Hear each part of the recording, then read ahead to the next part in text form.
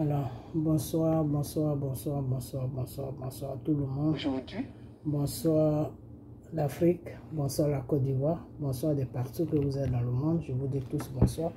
J'espère que tout va bien chez vous, j'espère que tout va bien dans vos différentes familles, j'espère que tout le monde se porte bien, j'espère que tout va bien partout. Ok, voilà, il faut que tout aille bien.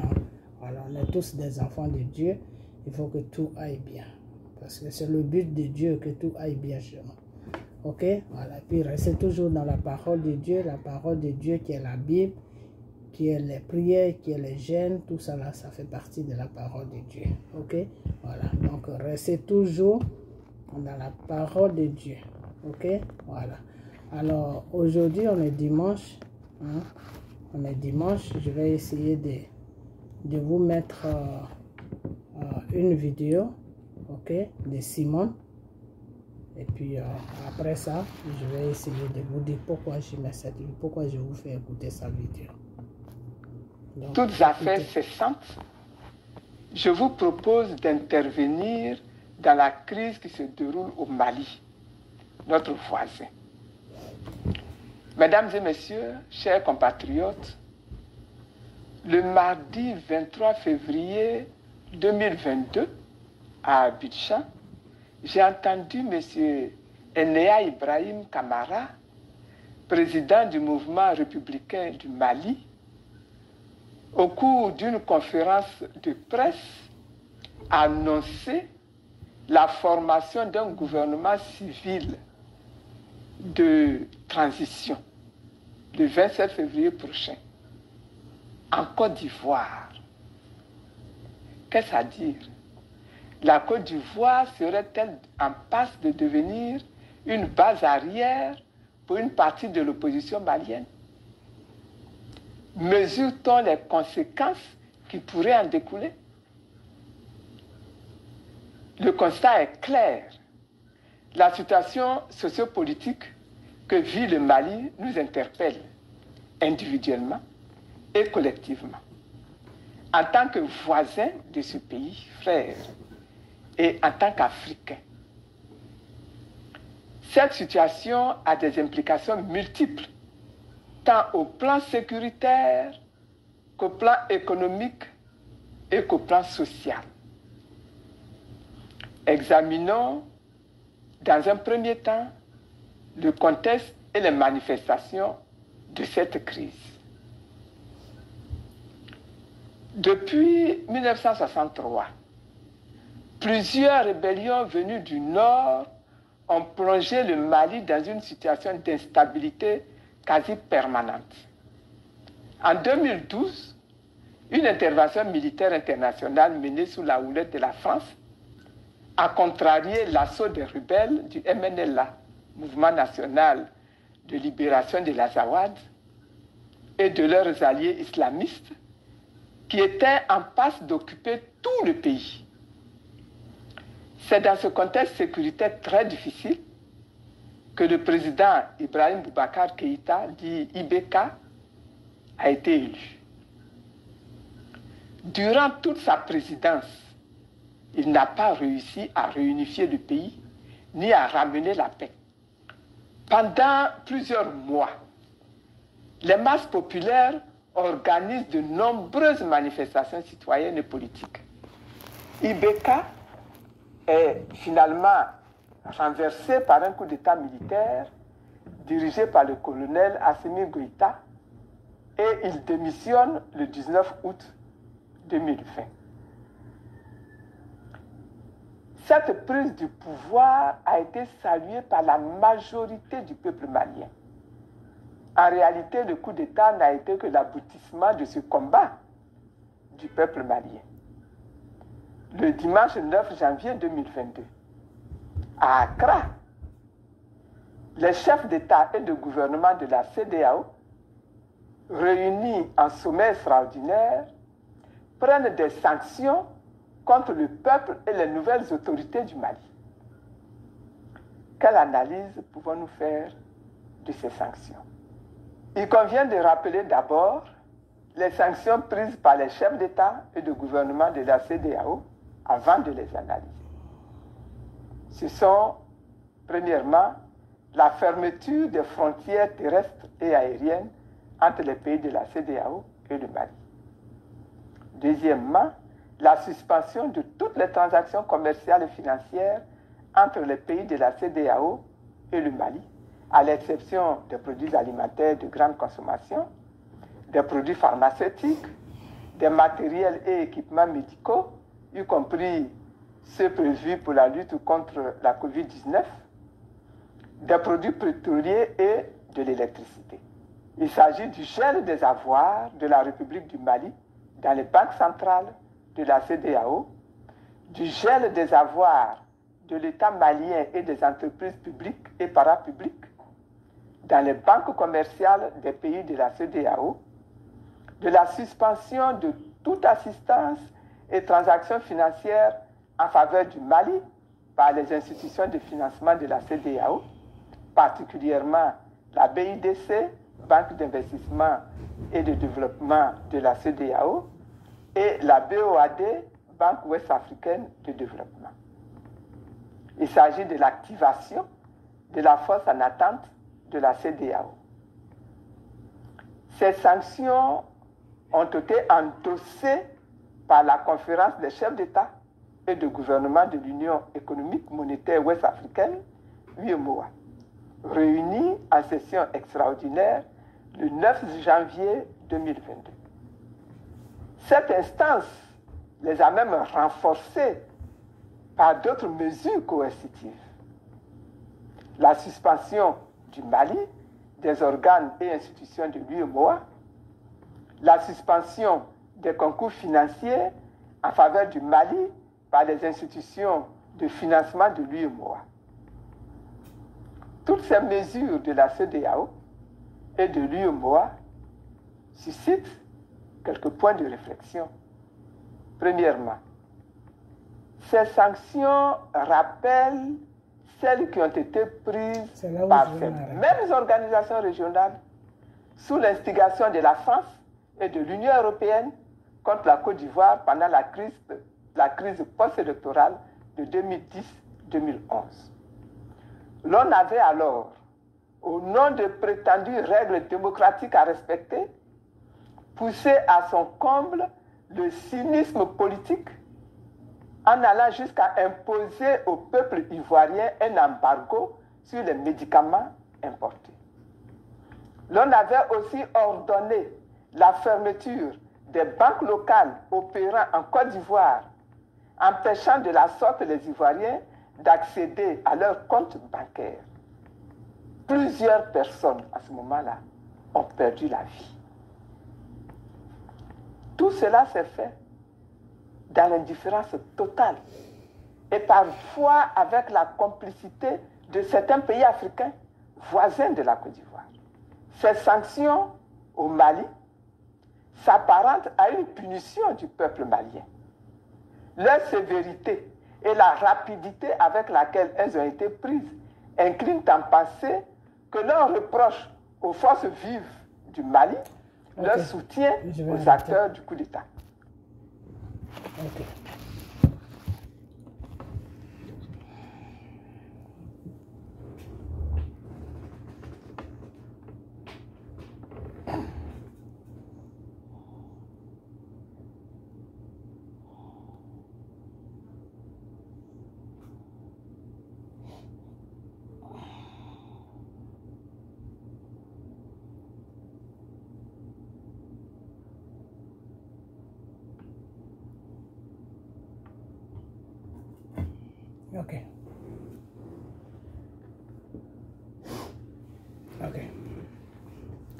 Excusez-moi. Mais là, on va commencer maintenant.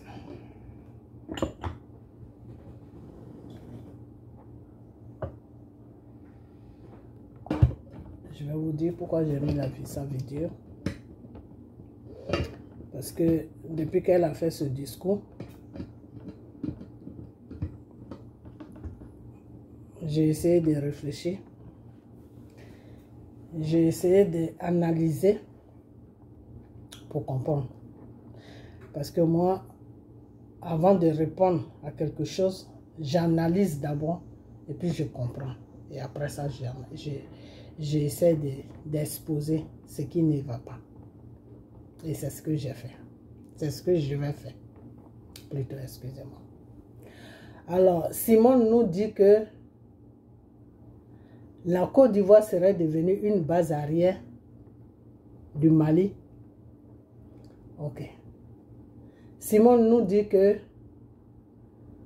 les sanctions qui ont été prises contre le Mali, c'est les mêmes sanctions qu'ils ont prises contre la Côte d'Ivoire quand Gbagbo était au pouvoir.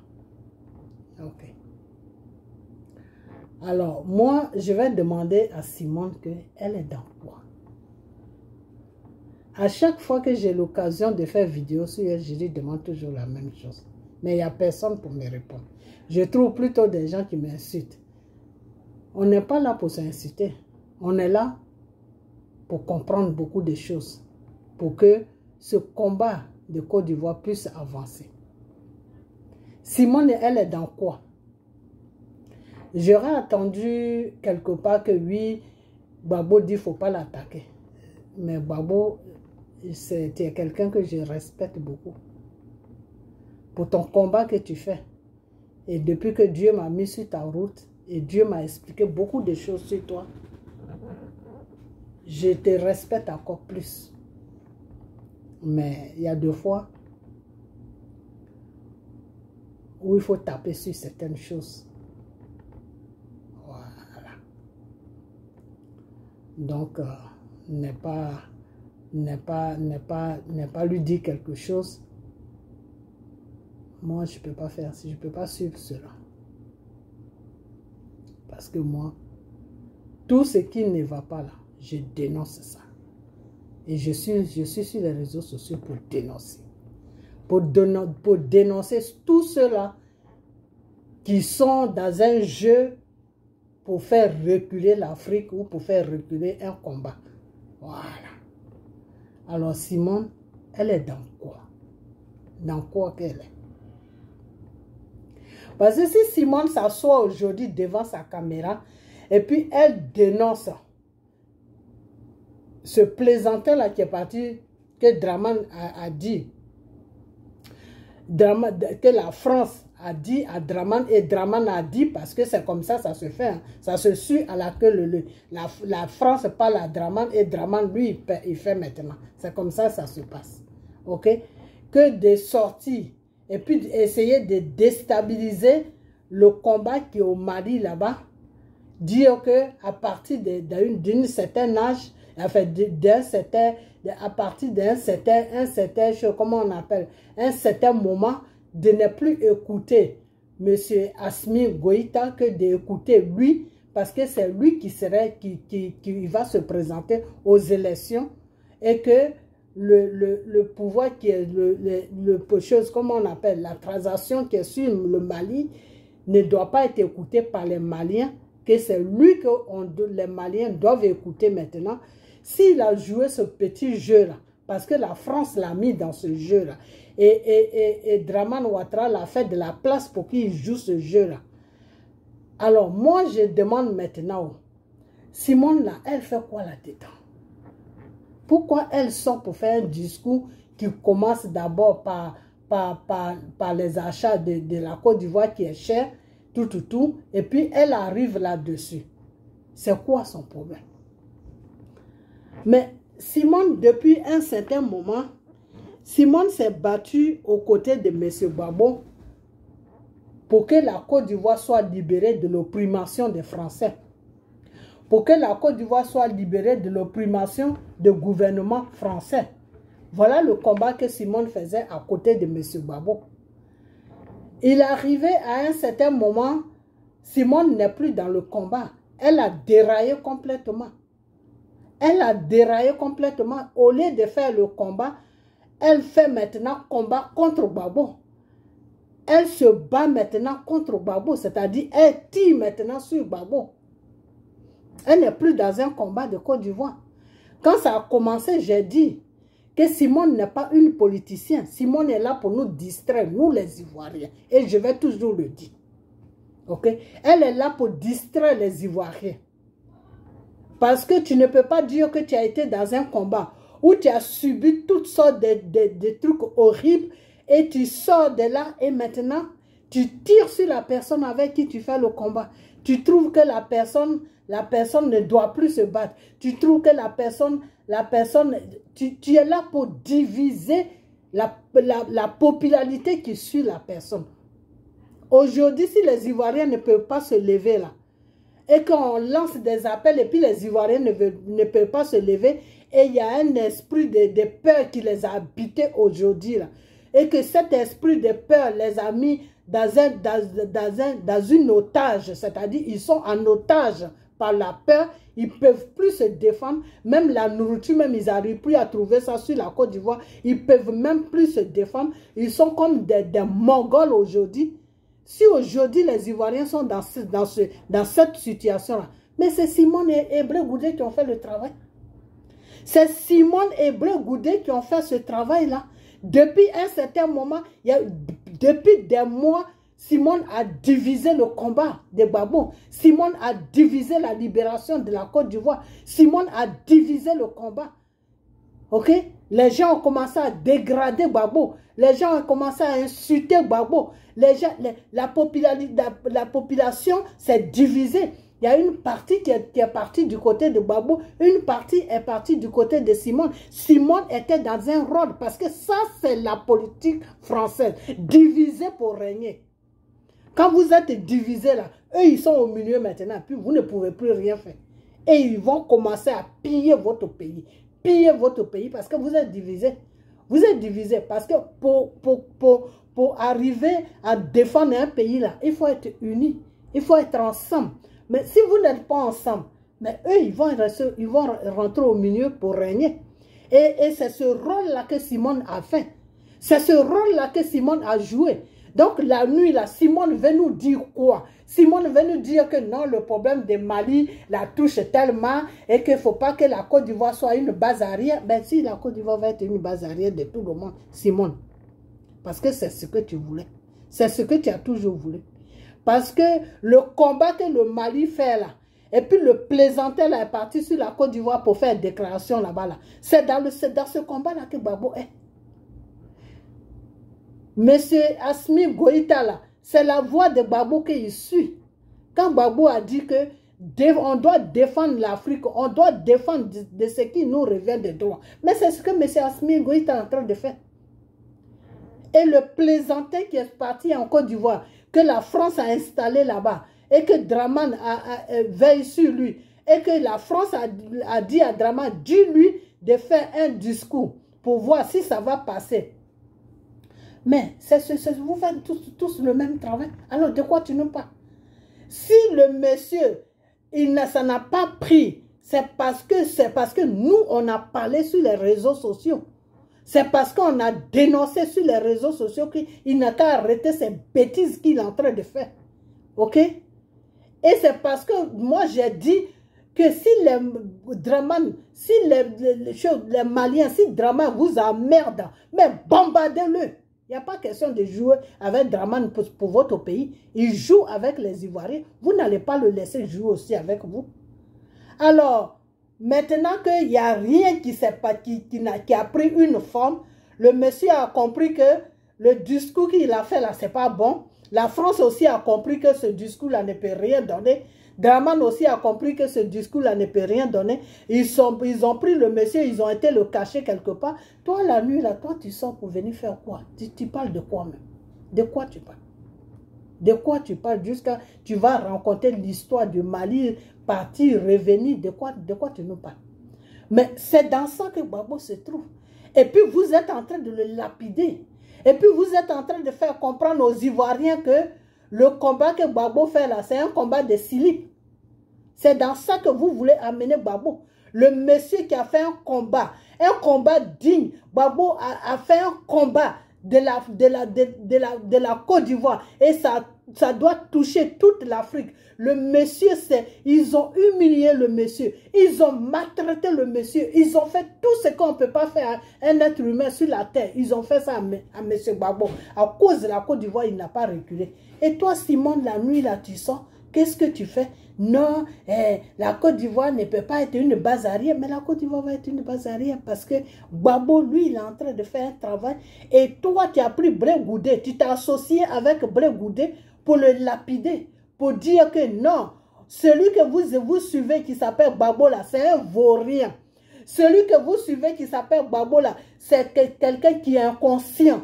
Celui que vous suivez qui s'appelle Gbagbo là, il a perdu toutes ses facultés. Celui que vous suivez qui s'appelle Gbagbo là ne peut rien faire pour la Côte d'Ivoire. Voilà le message que vous avez donné aux Ivoiriens.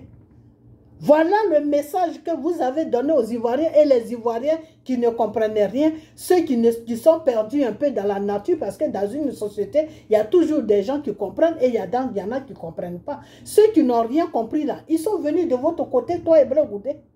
C'est ceux-là qui dégradent M. Gbagbo matin, midi, soir.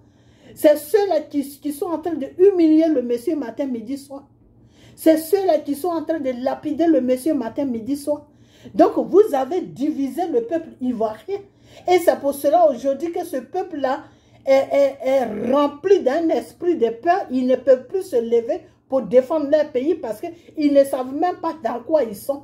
Et ils ne savent même pas dans quel combat ils sont. Ils ne savent même pas dans quel combat ils sont.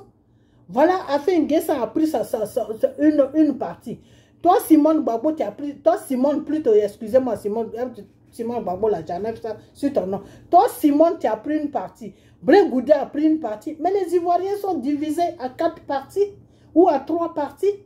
Avec Draman, on dit 4 parties. Hein?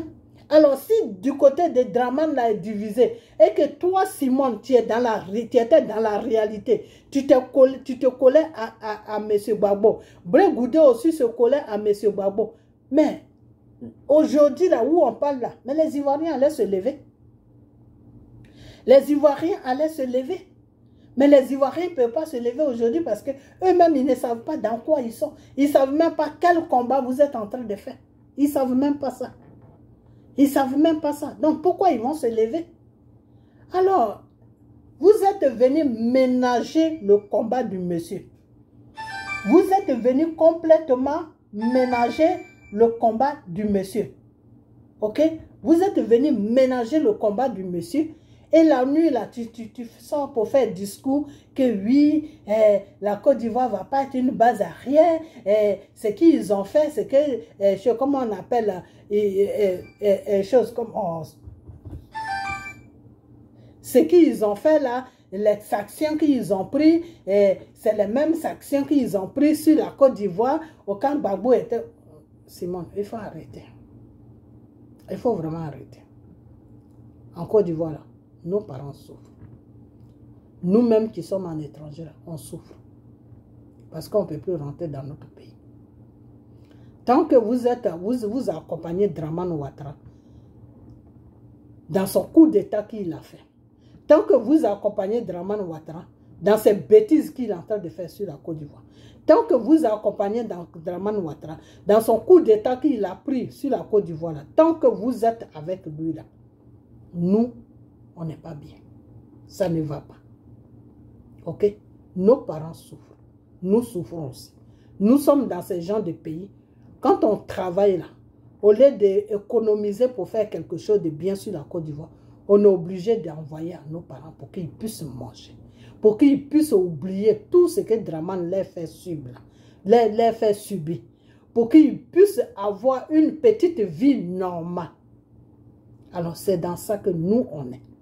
Simon, il faut nous laisser tranquilles. Ok? Si tu es habillé avec tes pagnakita, tu as aujourd'hui, tu as une bonne santé, parce que on te donne tout ce qu'il faut, ben c'est bien pour toi. On dit Dieu merci. Ok? Mais nous là, il faut nous laisser tranquilles. Ok? Parce que tes discours, qui n'ont pas de sens. Et puis tu sors toi-même, tu te contraries dans tes discours. C'est-à-dire, aujourd'hui, tu défends comment il s'appelle, tu défends ce monsieur-là qui est au Mali, là, le président malien, là, tu le défends aujourd'hui parce qu'il y a un clown qui est en train qui veut le déstabiliser sur la Côte d'Ivoire. Tu le défends aujourd'hui. Et on sait même pas, moi je ne sais même pas de quoi tu parles. Parce que c'est ce combat-là que Gbagbo fait. Et puis vous le lapidez. C'est ce combat-là que Gbagbo est en train de faire et puis vous le lapidez. Alors, quand il s'agit de Mali, c'est là que c'est un bon combat. Quand il s'agit de Mali, là, il faut défendre le Mali. Mais toi-même, ton propre pays, le pays que tu appelles ton pays, qui est la Côte d'Ivoire, là, c'est quelqu'un en train de défendre ça, et puis toi, tu viens, tu divises la population, tu dis non. Toi, là, toute la population qui te suit, là, ils ne peuvent pas te suivre. Il faut que je les divise.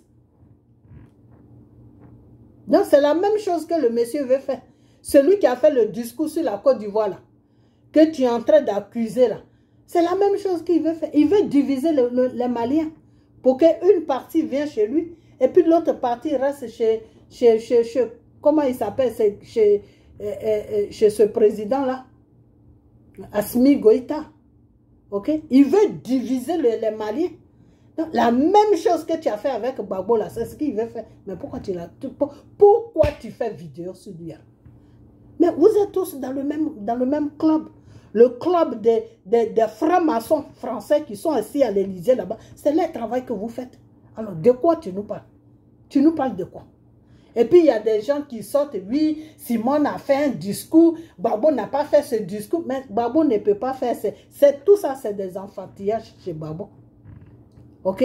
C'est des enfantillages chez Gbagbo. Parce que ce Malien-là qui est passé qui était sur la Côte d'Ivoire, là, et qui a appelé les journalistes pour dire que lui, il se présente aux élections, là. Gbagbo sait très bien qu'il l'a envoyé pour faire ça.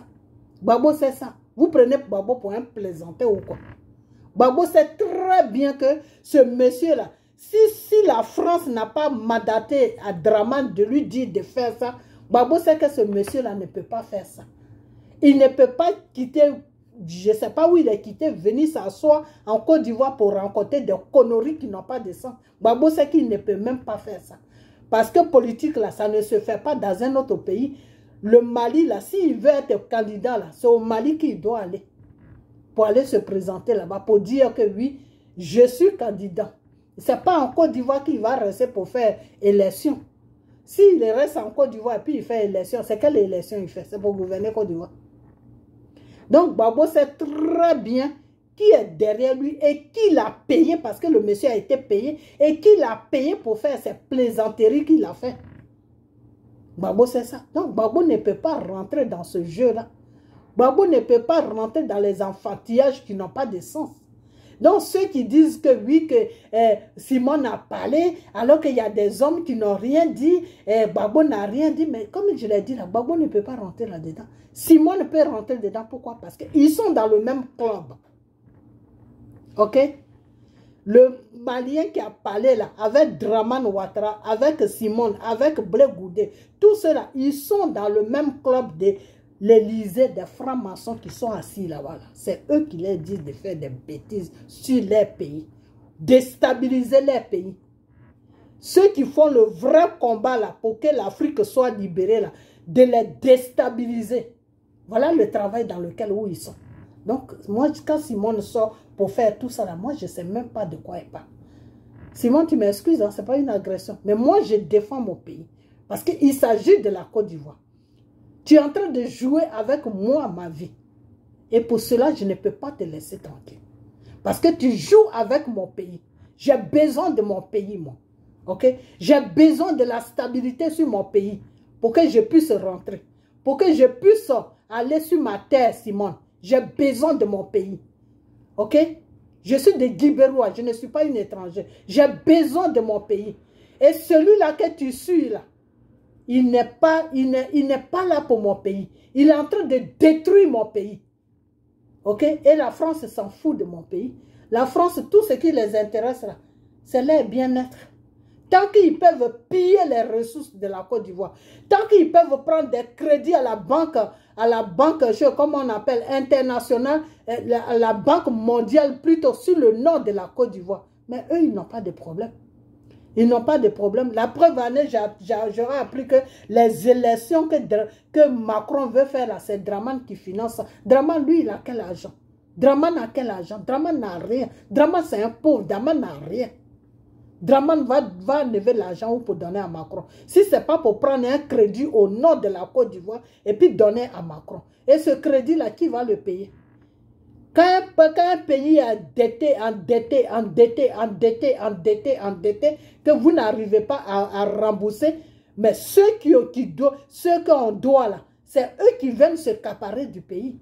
C'est eux qui viennent s'imposer sur le pays. Donc, vous qui êtes les citoyens de ce pays-là, vous êtes maintenant les esclaves. C'est-à-dire que tu ne peux plus rien faire sur ton pays parce que ton pays est endetté. Donc, celui qui a donné l'argent à ton pays et qu'on ne peut pas celui qui a prêté l'argent à ton pays là, mais c'est lui qui est le maître de ton pays. C'est lui qui est le maître de ton pays. Donc, toutes les matières premières de ton pays là, c'est lui qui exploite ça. Parce que lui, il veut son argent qu'il a donné. À la fin de compte, la Banque mondiale là, va s'accaparer de la Côte d'Ivoire. C'est de ça que moi je parle. C'est de ça que je parle. Ok? Sinon, personnellement, c'est-à-dire, personnellement, comment on appelle? Personnellement, moi, je n'ai pas de problème avec toi. Je ne te connais même pas. Donc, pour avoir un problème avec quelqu'un, il faut le connaître. Je ne te connais pas. Mais comme tu te mets dans la politique ivoirienne et tu es en train de faire du bullshit, alors, il faut que je te parle, Simon. Il faut que je te parle. Que tes petites sorties qui n'ont pas de sens là, nous on est fatigués avec ça. Faut-nous la paix. Ok? Voilà, faut-nous la paix. Parce que toi, tu es venu exposer M. Gbagbo sur la toile. Tu es venu exposer M. Gbagbo sur la toile. Tu es venu exposer M. Gbagbo sur la toile. Alors que tu sais très bien quel combat M. Gbagbo fait. Tu le sais, Simon. Tu le sais très bien. Ce n'est pas Natiana Baba qui va te dépasser. Ok? Natiana Baba, là, quand tu étais aux affaires avec Gbagbo, là, elle était là. La fille, là, est là il y a longtemps, Simone. La fille, là, elle est avec Gbagbo il y a longtemps. Elle est avec Gbagbo avant même que Gbagbo soit président, Simone. Donc, il ne faut pas distraire le monde. Il ne faut pas prendre le nom de la fille pour me faire monter ça comme un drapeau. Et puis, par derrière, tu vas chicoter Gbagbo. Non, je n'aime pas ça. Je n'aime pas l'hypocrisie. L'hypocrisie, là, je n'aime pas ça. Et Simone, il faut que tu arrêtes maintenant. Parce que moi, tu m'emmerdes. Voilà. Moi, là, tu m'emmerdes parce que tu as déstabilisé la Côte d'Ivoire. Ok? Parce que quand Gbagbo est sorti de la prison jusqu'à Bruxelles, et puis il est rentré en Côte d'Ivoire, le programme de Dieu, là, c'était que les Ivoiriens se lèvent pour que Dramane se dégage. Mais tu es venu, tu as tout compliqué. Tout est compliqué dans la main de M. Gbagbo. Pourquoi? Parce que tu as divisé les Ivoiriens. Tu les as divisés. Tu as divisé les Ivoiriens. Ces gens-là qui sont assis à l'Élysée, là. Les francs-maçons là qui veulent se comparer, qui veulent prendre le monde là. Qui veulent diriger ce monde-là. Ils veulent diriger quelque chose qu'ils n'ont pas créé. Seigneur, je ne comprends rien. Comment tu peux diriger quelque chose que tu n'as pas créé? D'après M. Gbagbo, il dit, pourquoi vous voulez que je sorte de la politique alors que ce n'est pas vous qui m'avez mis dans la politique? Je vais sortir de la politique quand moi-même je vais trouver nécessaire que je n'ai plus la force de faire la politique. Alors, comment vous pouvez prétendre diriger un monde que vous n'avez pas créé? Dieu, il a créé sa terre. Et il a dit à ses enfants, il a créé ses enfants que nous sommes. Et il a dit, allez-y sur la terre, multipliez-vous. Et il a donné l'intelligence à ses enfants de construire des maisons sur la terre. Il a donné l'intelligence à ses enfants de faire beaucoup de choses sur la terre pour qu'on puisse vivre avec ces choses-là. Aujourd'hui, il y a certains pays qui se lèvent, qui se disent que c'est eux qui sont le maître du monde, de la terre que nous vivons. C'est eux qui vont tout contrôler. C'est-à-dire, si tu ne vas pas dans leur direction, ils viennent tomber sur toi. C'est dans ça qu'on est. Donc, comment tu peux contrôler quelque chose que tu n'as pas créé? Tu ne peux pas. Donc, ces gens-là, ils se fatiguent. Parce qu'arrivé à un certain moment, ben, Dieu va se lever. Mon père, là, il va se lever. Et c'est le moment qui est en train d'approcher. Regardez seulement. Dieu va se lever pour mettre de l'ordre sur la terre. Parce que la terre, là, ça lui appartient. Il a créé la terre, il a dit, allez-y sur la terre pour vous multiplier. Dieu nous a prêté la terre pour qu'on puisse vivre sur la terre. Ok? La terre là n'est pas pour lui, c'est pas pour nous, c'est pour Dieu. La terre sur laquelle nous marchons, nous vivons, ça appartient à Dieu. Ok? Voilà. Donc aujourd'hui, il y a certains pays qui veulent nous mettre dans un système. Et ces pays-là, c'est qui? C'est la France et les États-Unis. Ils veulent nous mettre dans un système où tu veux pas, tu es dedans. On n'est pas des animaux. Même l'animal, même arrivé à un certain moment, il se révolte. Ok? Voilà. Donc, toi, Simone, aujourd'hui, tu te lèves, tu as fait ton petit discours il y a longtemps. Hein. Tu te lèves, oui, la Côte d'Ivoire n'est pas une base arrière, la Côte d'Ivoire n'est pas ceci, la Côte d'Ivoire, il y a longtemps que la Côte d'Ivoire est une base arrière. Si Dramane Ouattara est sur la Côte d'Ivoire, c'est que la Côte d'Ivoire c'est une base arrière. Dramane Ouattara n'a pas un président. Dieu a permis qu'il passe parce que toi, Simone, tu as amené Gbagbo dans les bêtises, dans les erreurs. Tu as entouré tous les marabouts autour de lui en lui faisant comprendre que c'était des pasteurs. Et c'est ça qui l'a fait tomber. C'est ça qui l'a fait tomber. Et quand le Seigneur a vu que le Nord aussi n'a rien compris, ils sont en train de se découper avec leurs frères ivoiriens parce qu'ils veulent Dramane Ouattara. Le Seigneur a dit, mais ce peuple-là est dans le désordre. Il faut que je les laisse dans leur désordre. Et dans ce désordre-là, eux-mêmes, ils vont savoir qui est qui. C'est dans ça que nous sommes. C'est dans ce désordre-là où Dieu nous a laissés que Satan a pris le dessus et puis Dramane est venu gouverner la Côte d'Ivoire. Donc le plan de Dieu, Dramane doit faire 2 mandats. Et Dramane a fini ses 2 mandats. Ok? Donc son coup d'état sur lequel où il est là, ce n'est plus dans le programme de Dieu. Donc ce qui veut dire que Dramane là, si les Ivoiriens se lèvent là, un matin là, Dramane la dégage. Il quitte la Côte d'Ivoire. Donc, tu dis la Côte d'Ivoire, serait, qu'est-ce qui se passe? La Côte d'Ivoire serait maintenant une base arrière. Mais là, il y a longtemps, la Côte d'Ivoire est une base arrière. Il y a longtemps que la Côte d'Ivoire est une base arrière. Très longtemps que la Côte d'Ivoire est une base arrière. Parce que le travail que vous faites, le travail que vous, toi Simone et Blé Goudé, vous deux là, vous faites, mais ça a fait que la Côte d'Ivoire est une base arrière aujourd'hui. Alors, de quoi tu parles? De quoi tu parles? De quoi tu parles?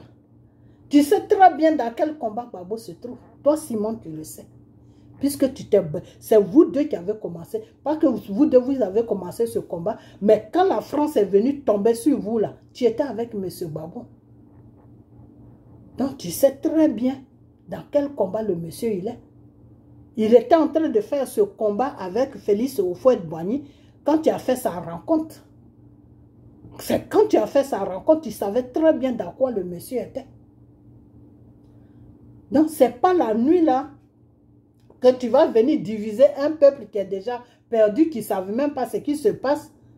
Tu vas venir les diviser et puis tu vas venir t'asseoir là avec tes pagnes à Kita pour dire que non, la Côte d'Ivoire serait une base arrière. Moi, je ne comprends pas. La Côte d'Ivoire, ceci. Mais Simone, ça fait des années que tu es sur la côte. Tu n'as jamais bougé de la Côte d'Ivoire. Depuis que Dramane t'a fait sortir de la prison là, pour que tu travailles avec lui, là, tu n'as jamais bougé de la Côte d'Ivoire. Tu sais très bien que la nourriture est chère sur la Côte d'Ivoire. Ce n'est pas la nuit là que tu vas parler de ça. Donc, arrête de nous distraire. Ok? Arrête de nous distraire. Parce que ta sortie là, au fait, je vais te dire maintenant le but de ta sortie. Parce qu'il y a beaucoup d'Ivoiriens qui n'ont rien compris dans ta sortie. Le but de ta sortie, c'est de casser M. Gbagbo. C'est tout, sinon ce n'est pas autre chose. Ce n'est pas le Mali que tu défends. Tu n'en as rien à foutre du Mali. Depuis que le problème du Mali a commencé là, est-ce que tu as une fois, est-ce que tu as parlé? Tu n'as jamais parlé. Ça ne t'intéresse pas tout ça. C'est toi, ton business qui t'intéresse. Le business que tu fais la nuit là, c'est ça qui t'intéresse. Ok? Tu n'es jamais sorti. Ça fait des mois que le problème de Mali dure. Tu n'es jamais sorti pour dire quelque chose. Alors, pourquoi là, tu es sorti? Parce que tu attendais le bon moment pour casser M. Gbagbo. Ça, c'est le plan que vous avez fait. Pourquoi le casser? quel moment tu attendais ce moment pour le casser? Le casser sur quoi? Encore enlever la population derrière lui pour mettre ça derrière toi. Voilà le rôle dans lequel où tu es. C'est les Ivoiriens qui ne savent pas, certains Ivoiriens qui ne savent pas que toi, Simon, tu es dans un rôle. Ok? Le rôle dans lequel où tu es là, c'est ça. Moi, Dieu m'a beaucoup parlé de toi. Le rôle dans lequel où tu es là, c'est ça. C'est-à-dire, chaque jour, diminuer les Ivoiriens qui suivent Gbagbo et puis les mettre de ton côté. C'est tout. C'est tout, c'est ce travail-là que tu fais. C'est pour ça que Gbagbo te demande de venir travailler avec lui. Parce que Gbagbo sait que le travail que tu es en train de faire sur la Côte d'Ivoire n'aide pas son travail, n'aide pas son combat.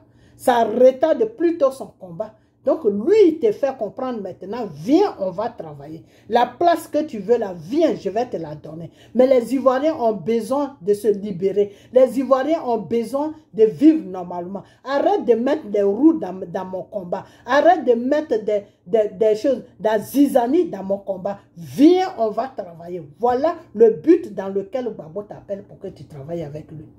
Sinon, Gbagbo ne t'appelle pas pour que tu travailles avec lui parce que tu es une politicienne ou parce que... Non, c'est pas pour ça. Parce que tu es en train de compliquer son combat qu'il est en train de faire.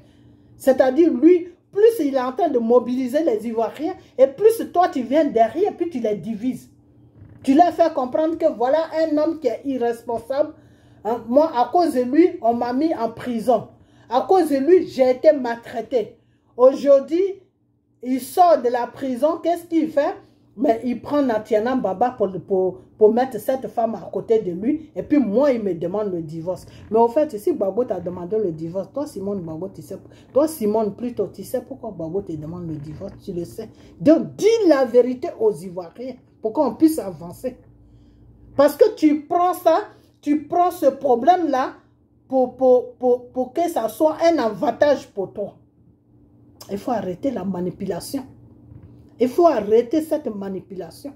Parce que si Gbagbo aujourd'hui a pris une décision pour dire qu'il veut le divorce, c'est parce qu'il veut avancer dans son combat. Parce qu'il sait que tant qu'il est marié avec toi, mais tu vas toujours... Lui, il veut aller devant, toi, tu le tires derrière. Mais ce n'est plus un combat qu'il fait. Ce n'est plus un combat qu'il fait. Il est en train de se fatiguer pour rien dans le vide.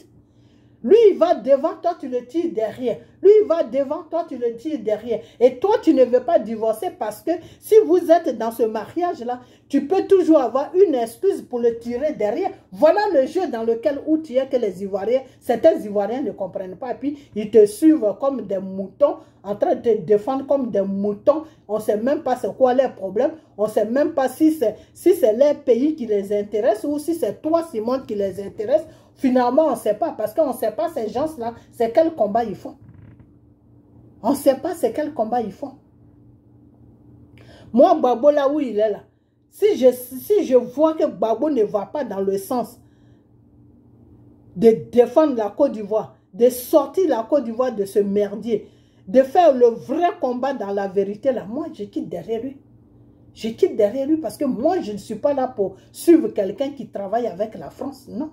Je ne suis pas là pour ça. Ok? Je ne suis pas là pour suivre quelqu'un qui suit une bande de francs-maçons pour opprimer un peuple. Non, je ne suis pas là-dedans. Ok? Donc, si je vois demain, si le Seigneur me dit, ou moi-même je remarque certaines choses, et puis je fraîchis genoux devant Dieu, je dis, Père, qu'est-ce qui se passe avec cet homme-là? Et puis Dieu me dit, ma fille, cet homme-là n'est plus dans le combat, mais moi, c'est fini. Je vais placer ma caméra pour le bombarder. Moi, c'est comme ça que je suis.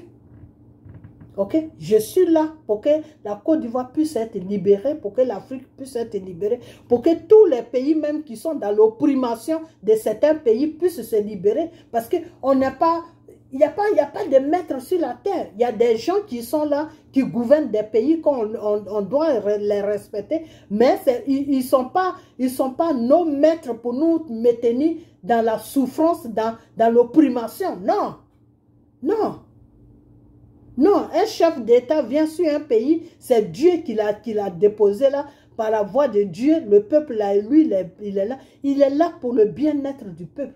Alors, s'il fait le contraire, ben... on doit le dénoncer. On doit le dénoncer. Ok?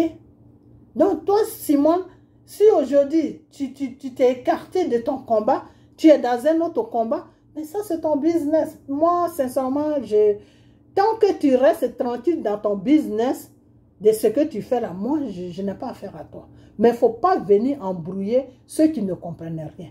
Voilà, il ne faut pas venir les embrouiller. En disant que c'est Mali que tu défends. Tu ne défends pas le Mali. Tu as tout simplement fait ce discours, tu as tout simplement fait cette vidéo pour embrouiller M. Gbagbo, c'est tout. Pour que les Ivoiriens puissent encore dire, ah mais Gbagbo même, comme certaines personnes l'ont dit, Gbagbo même tout ce qui se passe au Mali, il ne s'intéresse pas à ça. Voilà, Simone, elle est sortie, mais c'est Simone qui est bien suivie. Mais moi, je vais vous dire une chose, vous qui suivez Simone là. Quand vous suivez Simone là, vous savez où Simone vous amène. Simone vous amène dans l'esclavage. Simone vous amène que vous devez rester sous domination des Français, du gouvernement français. Voilà la voix de Simone. Ça, c'est la voix de Simone que je suis en train de vous dire. Si vous suivez Gbagbo, là, Gbagbo vous amène dans la liberté totale de votre pays. C'est-à-dire, l'homme français te regarde là. Il sait qu'il a vu un être humain comme lui. Il te respecte. De la façon qu'il se donne de l'importance, il te donne le même importance. Comme Dieu même l'a dit que aime ton prochain comme toi. C'est-à-dire de la façon qu'il se respecte là, c'est comme ça que toi aussi il te respecte. Alors que le combat de Simone là, c'est que quand le français te regarde là, il te prend comme un animal. Il te prend comme un vaurien. Il te prend comme un esclave. Il te prend comme quelqu'un que quand lui il finit, quand il est rassasié, il te donne le reste. Voilà le combat de Simone. Ok? Voilà. Ça, c'est le combat de Simone. Que l'Afrique reste comme ça est là. Et puis, eux, ils vont se bourrer les comptes. Et puis, la population souffre. Et puis, quand ils voient que la population commence à comprendre un peu les jeux, ils sortent pour faire les petits discours qui n'ont pas de sens. Et puis, ils rentrent encore dans leurs coquilles. Voilà le jeu que ces gens-là jouent.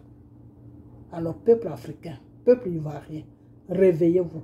La vraie personne que vous devez suivre devant Dieu et devant les hommes. La personne que vous devez suivre devant Dieu et devant les êtres humains que Dieu a créés. Dans le nom de Jésus, là, il s'appelle M. Koudou Laurent Gbagbo. Celui-là, suivez-le. Parce que c'est lui qui est dans le vrai combat. C'est lui qui ne dort pas la nuit à cause de vous. C'est lui qui pleure sur vous, c'est lui qui pleure sur lui à cause de vous. C'est lui qui est là à téléphoner partout. Comment il doit faire pour que la Côte d'Ivoire s'en sorte à cause de vous. C'est lui qui a signé des papiers pour dire aux Blancs là que dites à Dramane de laisser les Ivoiriens tranquilles. Les Ivoiriens sont dans les prisons, ils souffrent. Dites à Dramane de ne plus mettre aucun Ivoirien en prison. Si Dramane est d'accord sur ça, là, je vais l'appeler Monsieur le Président. Voilà ce que le monsieur est en train de faire pour vous les Ivoiriens. Gbagbo est en train de se rendre ridicule devant Dramane Ouattara pour vous les Ivoiriens. Est-ce que vous comprenez? Gbagbo est en train de se rendre ridicule devant Dramane Ouattara à cause de vous les Ivoiriens. Je vais l'appeler Monsieur le Président pour que les Ivoiriens soient dans la paix. Je vais l'appeler le Monsieur le Président pour ne plus qu'il maltraite les Ivoiriens. Je vais l'appeler Monsieur le Président pour tout ce qu'il veut, à condition qu'il laisse les Ivoiriens tranquilles. Voilà le contrat que Gbagbo a signé avec ses francs-maçons. Vous comprenez? Quand on vous parle là, vous ne comprenez pas. On suit Brégoudé, on suit Simone, vous les suivez, vous partez où avec eux? Dans quelle direction vous partez avec eux? Vous partez dans quelle direction? Parce que quand tu suis quelqu'un, il faut qu'il y ait une direction. Quand tu suis quelqu'un, il faut qu'il y ait une direction. Aujourd'hui, où je vous parle là même, comment il s'appelle? Soro même est mieux que Simone et Brégoudé. Parce que Soro a pris sa dose. Il a bien pris sa dose de tous les côtés. Dramane et gouvernement français. Il a bien pris sa dose. Il s'est mis devant eux pour aller détruire la Côte d'Ivoire. Non. Ils lui ont montré que toi, tu es un malade mental. Toi, tu es un salaud. Toi, tu ne connais rien. Tu nous as aidés. On s'est accaparé de ton pays. Tu crois que nous, on va te nommer président? Jamais.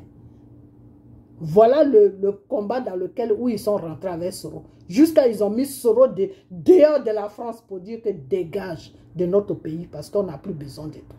Aujourd'hui, Soro, là, quand il s'assoit là, il pleure sur lui. Il se dit, mais qu'est-ce qui m'a pris? Mais qu'est-ce qui m'a pris? Draman est en train de le poursuivre partout. Draman, oui, il est là. Dis seulement à Draman, je sais comment il faut attraper Soro pour l'amener devant toi, mais Draman va te donner tout ce que tu veux. Ce n'est pas lui-même qui va te donner ça. Il va dire ça à la France et la France va lui dire, est-ce que tu es sûr que ce que la personne dit est vrai? Et si Draman confirme là, la France va lui dire, prends crédit et puis donne-lui ce qu'il veut. L'essentiel que Soro soit de... Parce que la France ne veut pas se salir les mains avec les histoires de Soro.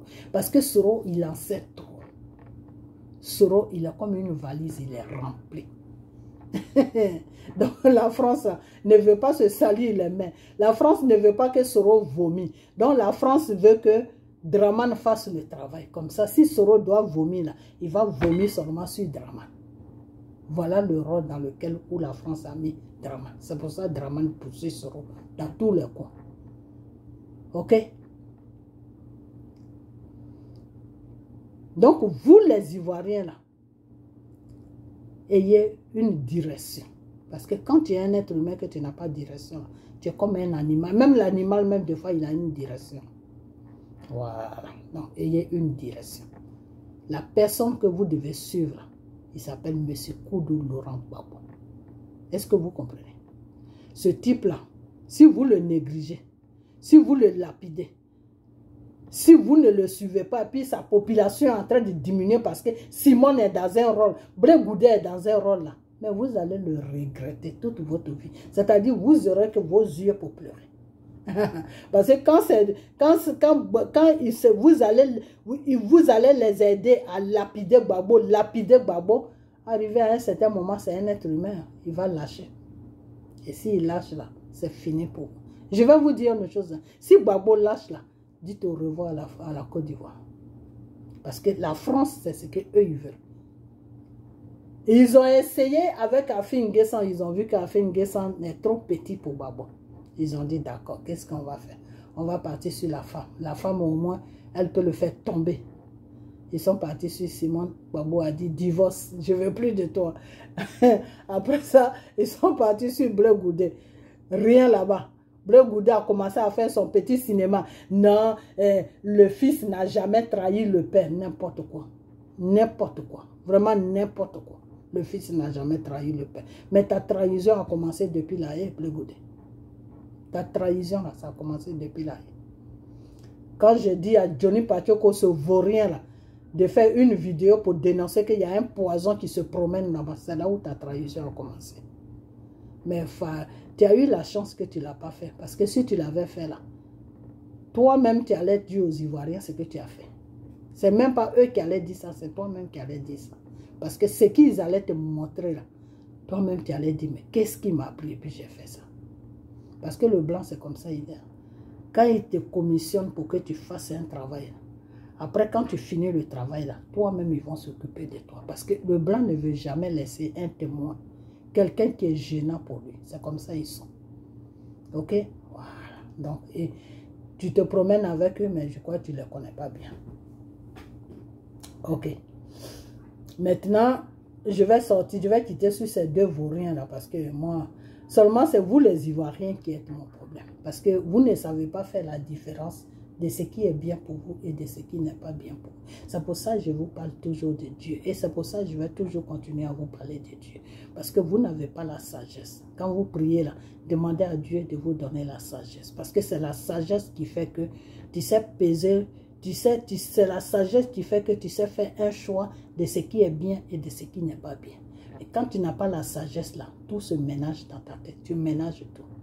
Ok? Donc, quand vous priez là, demandez à Dieu de vous donner la sagesse. La sagesse, ça fait que c'est la sagesse qui amène le discernement. Parce que quand tu es sage là, tu commences à voir, ça là, est-ce que c'est bon? Ça là, est-ce que c'est pas bon? Et tu commences à faire le discernement entre Dieu et Satan. C'est-à-dire entre le bien et le mal. Ok? Voilà. Donc, ayez toujours, demandez toujours à Dieu dans vos prières de vous donner la sagesse. C'est très important. Ok? Voilà. Parce que quand il y a la sagesse, que la comédie se place devant toi, tu prends le temps d'analyser ça et puis tu trouves la solution. Ok? Voilà. Vous partez toujours, vous êtes beaucoup dans l'émotion. Sortez de les émotions là. Parce qu'un combat là, quand tu ménages ça avec l'émotion, les traites là, c'est eux que tu suives. Ceux qui sont là la nuit, qui parlent avec les ennemis pour détruire ton pays là, c'est eux que tu crois que tu sont dans le vrai combat. Pourquoi? Parce que c'est l'émotion là. C'est l'émotion qui t'amène à faire un mauvais choix. Ok? Voilà, c'est pour ça qu'il faut toujours demander la sagesse. Parce que la sagesse, quand tu as la sagesse, tu ne rentres pas dans l'émotion. Non. Quand tu rentres vraiment dans l'émotion, c'est que c'est bon. Mais tu ne rentres pas dans l'émotion n'importe comment. Parce que la sagesse t'empêche de rentrer dans l'émotion. Donc tu prends ton temps d'analyser les choses avant de rentrer dedans. Donc tu fais toujours le bon choix. C'est rare que tu te trompes. Tu peux te tromper parce que tu es un être humain. Mais la plupart, tu fais des bons choix. Pourquoi? Parce que cette sagesse t'amène à prendre ton temps pour analyser les choses. C'est très important. Ok? Voilà. Donc, et quand vous priez, demandez toujours la sagesse à Dieu. Parce que la Côte d'Ivoire doit être libérée. Et ceux qui complotent avec les francs-maçons qui sont assis à l'Élysée, qui prennent les pays des gens en otage pour se faire nourrir, pour nourrir les populations, ceux-là, on doit les faire, ils doivent dégager de notre pays. Parce que notre continent, là, Dieu nous a donné notre continent, qui est le continent africain. Ce continent-là nous appartient. Ça n'appartient pas à la France, ni à un autre pays. Ok? Voilà. Donc, faites beaucoup attention à qui vous suivez dans un combat. Voilà. Donc, je vais m'arrêter là et je vais parler d'un autre sujet. Mais la personne que vous devez suivre pour que la libération de la Côte d'Ivoire s'accomplisse, c'est M. Gbagbo. Ok? Voilà. Donc, on va passer à autre chose. Ok. J'aurais appris que en ce moment, la France et ses alliés, là, ils sont en train de recruter sur l'Afrique, les jeunes Africains, pour les amener au combat, pour choses, comment on appelle le président russe. Je vais vous dire une chose, vous les Africains. Quand on t'appelle mouton, là, arrivé à un certain moment, toi-même, tu te dis, non, je ne suis pas mouton. Parce que Dieu m'a dit que j'ai l'autorité sur l'animal. Dieu m'a dit que l'animal là, c'est moi qui dois le commander. Dieu m'a dit que, normalement, Dieu a créé les animaux pour qu'on puisse vivre des animaux, pour qu'on puisse les manger. Mais comme la sorcellerie est trop maintenant, tu ne peux plus manger animal parce qu'on ne sait pas si c'est quoi, tu ne sais pas. Ok. Donc, le Seigneur t'a donné l'autorisation. Le Seigneur t'a donné l'autorité d'être au-dessus, c'est-à-dire de commander l'animal. Ok? Donc, quand quelqu'un se lève et puis il te dit, tu es un animal, tu lui dis, non, je ne suis pas un animal, je suis un être humain comme toi. Mais vous, les Africains, là, je crois que quand ces gens-là, qui sont en train de prendre qui veulent prendre le monde en otage, là, qui veulent prendre l'Afrique en otage, là, quand ils vous disent que vous êtes des animaux, je dirais que vous acceptez que vous êtes vraiment des animaux. Il faut que vous arrêtez vos bêtises. Ok? Il faut que vous arrêtez vos bêtises. S'ils ont provoqué une guerre qui n'a pas de sens là, c'est à eux-mêmes d'aller combattre le monsieur. Ce n'est pas à vous d'aller le combattre. Et je vais vous dire une chose, je ne vais même pas durer sur ce discours-là. Je vais vous dire une chose que tout Africain qui va donner sa population d'aller se battre là-bas, là, Dieu va faire de sorte qu'il ne va plus revenir. Donc, si vous partez là, dites au revoir en même temps à vos familles. Hein? Dites vraiment au revoir à vos familles parce que vous n'allez plus venir. Vous allez mourir. Ok? Voilà, parce qu'il vous envoie là-bas pour vous tuer, pour dire que le président russe a tué des Africains. Voilà le rôle dans lequel ils veulent rentrer avec le monsieur. Est-ce que vous comprenez? Ce n'est même pas les militaires du monsieur là qui vont vous tuer. Hein. C'est eux-mêmes qui vont vous tuer. Quand vous serez comment on appelle ça, vous serez dans la bataille là. Ils vont dire à les gens là, avec du côté, les gens là même, de tirer sur vous. Ok? De tirer sur vous, de vous tuer. Et ces corps-là, ils vont les présenter devant le monde entier pour dire que ce président russe-là, il tue maintenant les Africains. Est-ce que vous comprenez? Donc, moi, je ne vous empêche pas de partir. Hein. Vous avez, c'est votre vie. Ok? Voilà. Dieu t'a donné la vie. Quand tu vas partir à côté, quand tu meurs et puis tu vas devant le Seigneur, avant qu'il t'amène dans le feu, comme Satan, parce que tu as été pécheur toute ta vie sur la terre, il doit d'abord avoir un entretien avec toi. C'est ça qu'on appelle au dernier jugement. Dieu va te juger. Que quand je t'ai amené sur la terre, là, c'est quoi le rôle que tu as fait là-bas? Quelle vie tu as vécu là-bas? Et puis tu vas expliquer à Dieu. Ok? Que moi j'étais là comme un animal, comme j'étais un animal. Des francs-maçons sont venus me ramasser pour m'amener dans un pays pour aller me battre. Je ne sais même pas pourquoi on m'a dit d'aller me battre. Mais seulement comme ils m'ont payé de l'argent, je suis allé me battre tout. Et c'est dans ça que j'ai trouvé la mort. Ok. Dieu va te dire, tu sais, ta place là, c'est où? C'est en enfer. Ok? Voilà. Parce que tu allais te gérer dans les affaires qui ne t'intéressent, qui n'est pas de ton ressort. Ok? Voilà. Des affaires qui ne te regardent pas. Toi-même, sur ton propre continent, là, il y a un problème là-bas. Toi, tu laisses le problème qui est sur ton propre continent pour aller te battre dans un autre pays qui ne te regarde pas. Donc, Dieu t'amène directement en affaire.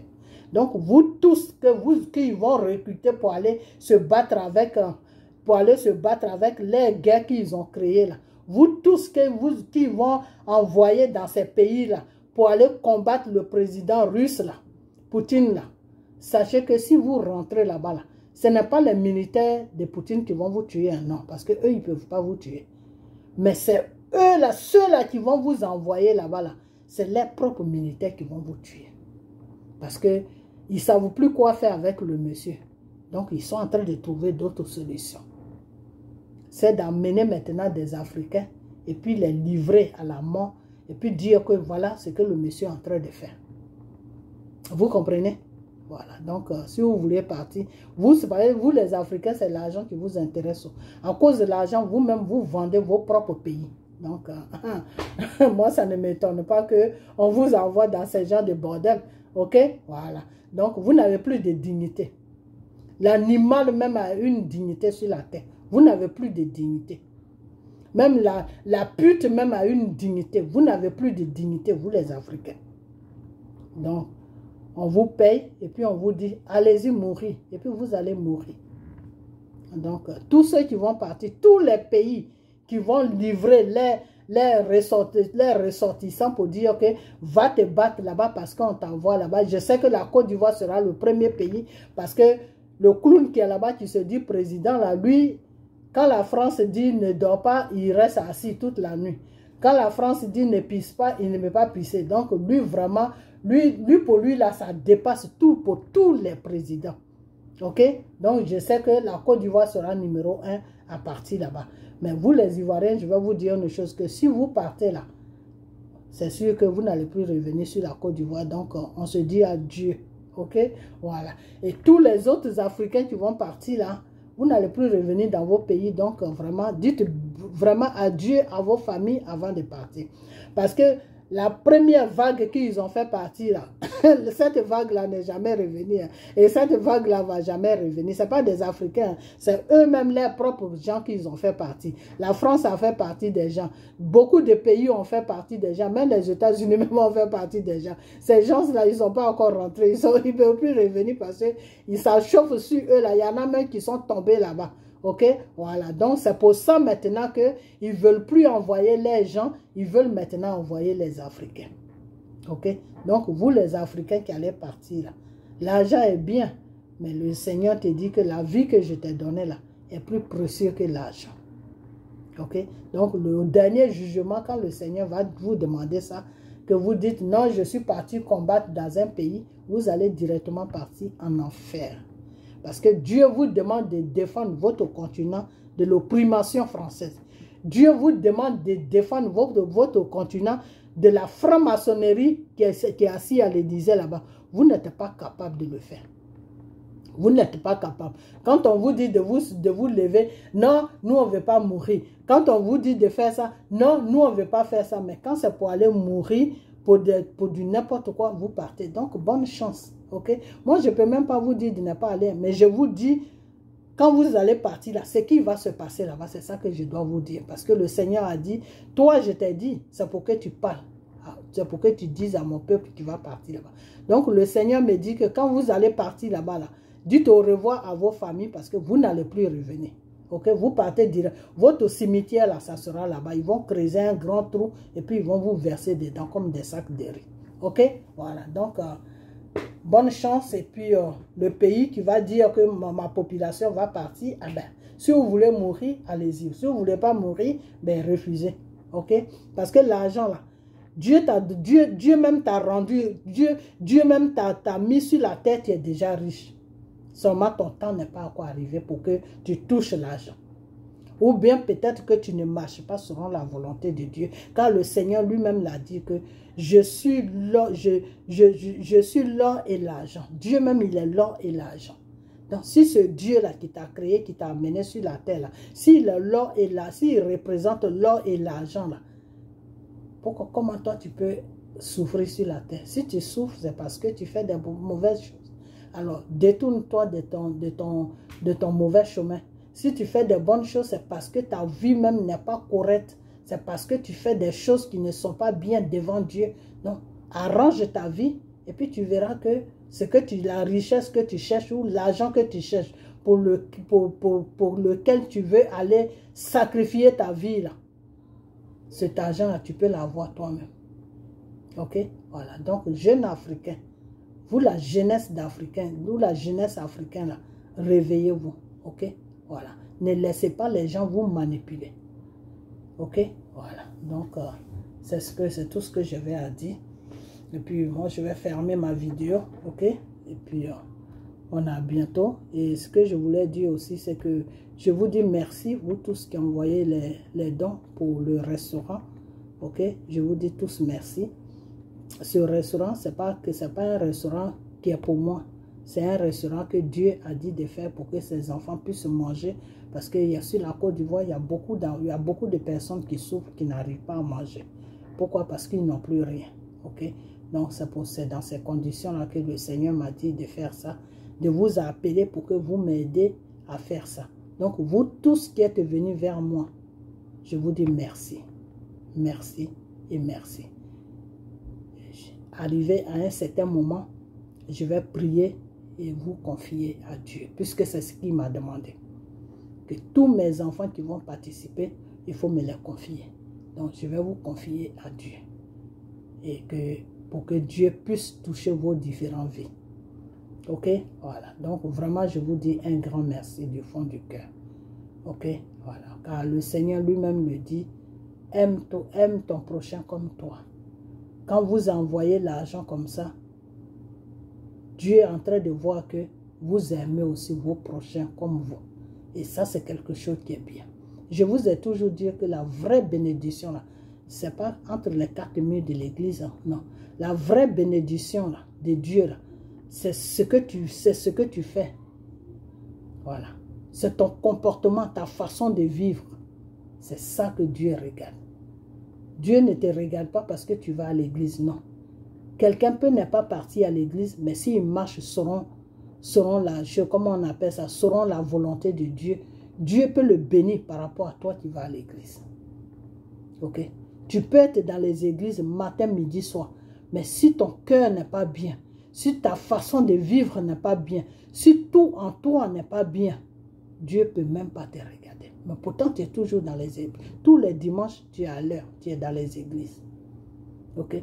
Et celui qui ne va pas à l'église, qui ne rentre même pas dans une église, mais qui sait que Jésus est son Dieu, Jésus est son sauveur, et qui fait du bien, et qui aime son prochain, et qui partage toujours avec son prochain, qui a mal pour son prochain, là, quand son prochain est dans les problèmes, là, celui-là, Dieu va plus le bénir que toi qui dors dans l'église tous les dimanches. Donc, c'est vos comportements, votre façon de marcher dans la vie, dans vos vies de chaque jour, qui fait que Dieu va vous bénir. Ok? La relation avec Dieu, là, c'est personnel. Ce n'est pas l'église. Ce n'est pas le pasteur. Ok? Voilà. Ça, c'est un complément. Ça, c'est un complément. Aller à l'église tous les dimanches, Dieu aime ça. Ok? Voilà. C'est un complément. Mais ce n'est pas ça qui va te donner une bénédiction dans la voie de Dieu. Non. Ok? Voilà. Dieu te bénit à travers les actes que tu poses sur la terre. Ok? Car le Seigneur lui-même l'a dit, allez-y dans toutes les nations et annoncez la bonne nouvelle. On doit annoncer la bonne nouvelle chaque jour de notre vie, chaque minute de notre vie que Dieu nous donne. On doit toujours annoncer la bonne nouvelle. La bonne nouvelle, c'est quoi? C'est de parler de Dieu. Et en parlant de Dieu, tu changes toi-même ta façon de vivre. Ok? Tu changes ta façon de vivre. Tu as la crainte de Dieu. Quand tu as la crainte de Dieu, tu changes ta façon de vivre. Parce que toute chose que tu dois faire, tu te dis, ah, est-ce que Dieu va aimer ça? Est-ce que ça, là, si je fais ça, Dieu ne va pas me frapper? Toute chose que tu dois faire, tu fais toujours recours à Dieu. Ok? C'est ça qu'on appelle la crainte de Dieu. Ok? Mais celui qui n'a pas la crainte de Dieu, il s'en fout. Il trouve son prochain, il lui fait n'importe quoi, puis il continue son chemin. Il n'a pas de remords. Partout où il passe, il laisse des marques de souffrance. Ok? Il fout la zizanie partout. Il fait n'importe quoi. Et lui, il continue son chemin. Il s'en fout. Il est heureux. Quand les gens ont mal, quand il fait du mal aux autres, que les autres souffrent, les autres ont mal, les autres pleurent, c'est là que lui, il se sent bien. C'est là qu'il se sent, c'est comme s'il vivait. C'est là qu'il se sent bien. Quand tu es comme ça, tu es dans le mal. Dieu n'aime pas ça. Dieu n'aime pas que tu fasses pleurer ton prochain. C'est pour ça que Dieu n'aime pas les gens qui oppriment les gens. C'est pour ça que Dieu n'aime pas les traites. C'est pour ça que Dieu n'aime pas les hypocrites. C'est pour ça que Dieu n'aime pas le mal. Okay? Parce que l'hypocrisie est mal. Être traite est mal. Tout ça là, c'est des choses qui sont mal. Ok? Voilà. Parce que toi, tu es bien. Tu es en train de manigancer des trucs derrière, sur le dos des gens. Et après, tu vas sortir pour montrer tes dents, pour faire croire que tu es avec les gens. Alors qu'au fond, tu es en train de nuire leur vie. Ça, c'est pas bien. Dieu n'aime pas ça. Ok? Donc, votre vie de chaque jour que vous vivez là, il faut que vous ayez une relation avec Dieu. Et la relation avec Dieu, ce n'est pas à l'église, c'est personnel. Ok? C'est quand tu es chez toi, quand tu es quelque part où personne ne te voit, où tu es seul et Dieu, lui, te voit. Il voit comment tu vis, il voit comment tu parles, il voit tout ce que tu fais. C'est ça la relation avec Dieu. Et c'est là que tu dois avoir la crainte de Dieu. Et quand tu as la crainte de Dieu, tu ne peux pas poser de mal sur la terre que Dieu a créée. Parce que tu vas toujours te dire, mon Père, je ne le vois pas, mais lui, il me voit. Ce que je suis en train de faire là, il voit ça. Est-ce que c'est quelque chose qui est bien? Non, je ne vais plus faire ça encore. Et du coup, tu regrettes. Ok? Voilà. Donc, faites toujours le bien. Ok? Voilà. Et soyez dans la vérité. C'est très important parce que quand tu es dans la vérité, tu ne peux pas avoir le courage de faire le mal. Ok? Voilà. Parce que la vérité te pousse à te conduire bien. La vérité te pousse à te comporter bien. La vérité te pousse à faire des choses bien. Ok? Quand il y a quelque chose qui ne va pas, tu tapes dessus et puis tu oublies. Tu ne dors pas avec ça, tu ne te réveilles pas avec ça. Non. Les rancunes aussi ne sont pas bien. Les rancunes font que ta vie est fermée. Ça, c'est pas bien. Quand tu es beaucoup rancuné, c'est dangereux devant Dieu. Parce que quand tu es beaucoup rancuné, c'est comme si tu étais dans une prison. Tu mets ta vie dans une prison. Et c'est pour cela que quand quelqu'un te fait quelque chose, ou quand tu vois quelque chose qui n'est pas bien, ben tu parles et puis après tu oublies, tu passes à autre chose. Ok, voilà. Et c'est pas parce que tu dénonces la personne aussi, c'est pas parce que tu parles de quelque chose que tu es contre la personne. Non, tu n'es pas contre la personne, mais tu dénonces le mal que la personne fait. Tu dénonces le cinéma dans lequel la personne est. Parce que toi, ton souhait que la personne change. Ok? Le souhait de dénoncer quelqu'un que la personne change. C'est pas que tu fais... En dénonçant, c'est pas le mal que tu fais à la personne, non. Tu dénonces pour que la personne puisse changer. Ok, voilà. Des fois, quand je dénonce les gens, c'est pour qu'ils puissent changer. Ok, voilà. Donc, prenez soin de vous et puis suivez toujours la voie de Dieu. Ok, et partagez la vidéo, partagez-la parce que à cause de mes vérités, ils ont bloqué ma page est beaucoup piratée. Ok, donc je vous en prie, partagez la vidéo pour que ça arrive un peu loin. Je vais changer le système qu'ils ont bloqué, mais YouTube me dit d'attendre un peu parce que j'ai beaucoup changé. Je ne sais pas pourquoi ces gens-là me piratent, mais ils m'ont tellement piraté que YouTube même me dit d'attendre un peu avant de changer. Donc je vais voir la semaine prochaine si ma demande peut être acceptée pour changer parce que ma page est piratée. Donc partagez les vidéos quand ça vient sur vous. Partagez-les, partagez. Ok, voilà. Je vous dis merci et que la main de Dieu soit sur chacun d'entre vous. Ok, à bientôt. Bye bye.